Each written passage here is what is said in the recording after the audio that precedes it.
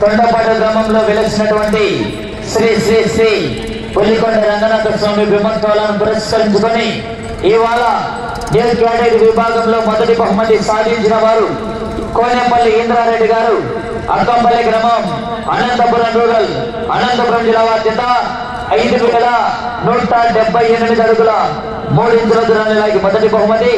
రెండవ బహుమతి సాధించిన వారు డాక్టర్ గురునాథ్ గారు, కొత్తకోట, డోన్ మండలం, నంద్యాల జిల్లాకు కంబైన్.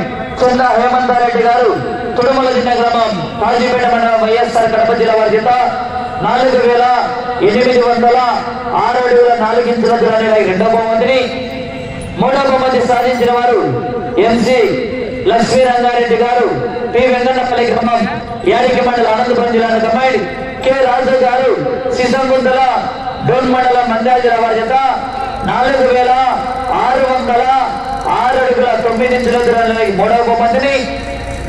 నాలుగవ బహుమతి సాధించిన వారు కట్టుబడి రోడ్మేడ గారు, అలగనూరు గ్రామం, మిడతూరు మండలం, నంద్యాల జిల్లా వారి చేత 4,200 అడుగుల దూరాన్ని లాగి నాలుగవ బహుమతి. ఐదవ బహుమతి సాధించిన వారు జోట్పల్లి రామకృష్ణారెడ్డి గారు, డీనంగా, పేపరి మండలం, నంద్యాల జిల్లాకు కంబైన్. దేవేంద్రారెడ్డి గారు, తిప్పారెడ్డిపల్లి గ్రామం, యాడికి మండలం, అనంతపురం జిల్లా వారి చేత 4,209 అడుగుల 4 ఇంచుల దూరానికి ఐదవ బహుమతి.